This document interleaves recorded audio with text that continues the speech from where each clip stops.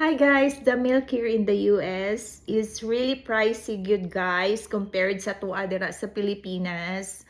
Kay sa tinuod lang no, like for example, ang kanang nido kung mag-order ta sa Grab na alang around sa 200 something, mga 295 inya na. Pero guys, dere no choice ko labi na kung halimbawa layo kay imuhang house sa grocery store.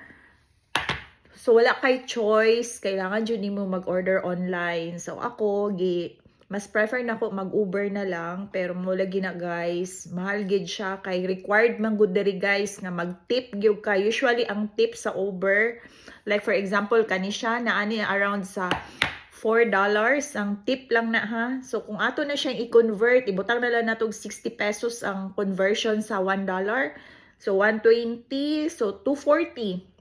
240 ang imuhang tip sa ilaha. Tip pa lang na. And then kani siya guys, kung imo ning paliton sa Stop and Shop, nani siya sa $17.49. Pero ang akong nabayaran jud guys, hastang mahala. Kay nahimo gyud siya $30 sa kanilang. So kung i-convert pud nimo, sige lang tag conversion ani no. So kung convert nimo siya na gyud siya sa around 1,800 data mga ana.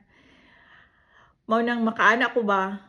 Hala no, kanang sa ani lang sa atua. Ang 400 grams na alang sa 200 plus samantala diri 1.8. So ana ka dako ang difference ba sa pricing gyud niya.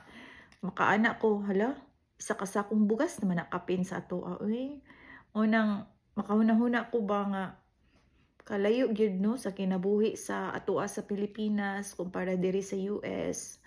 Nya.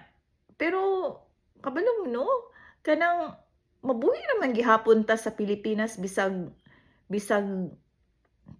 kanang say tawag ani kanang gamay rag sweldo ingana makaya raman pod maigo-iguan raman pod diri hinuon ana lagi dakog sweldo pero dakog expenses, pero kung i-compare gihapon nimo sa Pilipinas guys makaipon jud ka kung naa ka diri nagpuyo.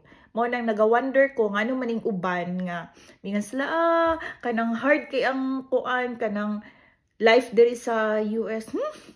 Istoryahe pag sure mo oy, di jo ko mutuon ninyo. Ya lang mo. mo na siya. Di lang yun ninyo gusto nga kuan. Labuan mo. Pag sure mo dira. Mao lang na guys. Mao lang yun akong gusto nga kuan kanang ambot lang oy ngano manggod po ning uban no. Kaning uban nga medyo ay mangambot na lang jud ko nila.